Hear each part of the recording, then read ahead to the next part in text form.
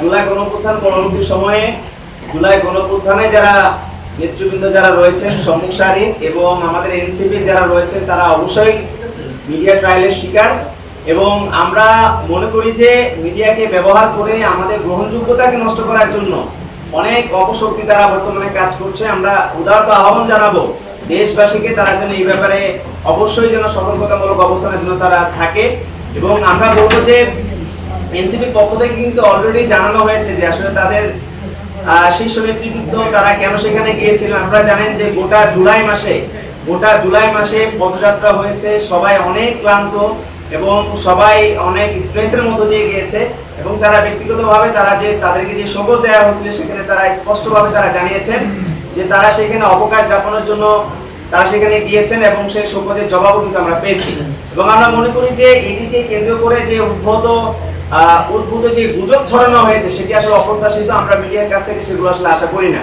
আমরা চাই যে নতুন বাংলাদেশের মধ্যে গণমাধ্যমের যে স্বাধীনতা বর্তমানে আমরা দেখতে পাচ্ছি সেই স্বাধীনতা যেন অবশ্যই যেন অব্যাহত থাকে, সত্যনিষ্ঠ সংবাদ প্রচারের একটা আস্থার জায়গা যেন হয়ে ওঠে গণমাধ্যম। দেখুন আমাদের গত 5ই আগস্ট জুলাই গণঅভ্যুত্থানে যে ঘোষণাপত্র বার করা হয়েছে সেখানে আমাদের পার্টির পক্ষ থেকে আমাদের যারা প্রতিনিধি তারা সেখানে উপস্থিত ছিলেন এবং আমাদের যারা কক্সবাজার যারা গিয়েছেন তারা সেখানে তাদের ব্যক্তিগত অবকাশ যাপনের জন্য তারা গিয়েছিলেন। আপনারা জানেন যে দীর্ঘ একটা মাস গোটা 56,000 বর্গমাইলে আমাদের যারা নেতৃবৃন্দ যারা রয়েছেন তারা সেখানে সফর করেছেন।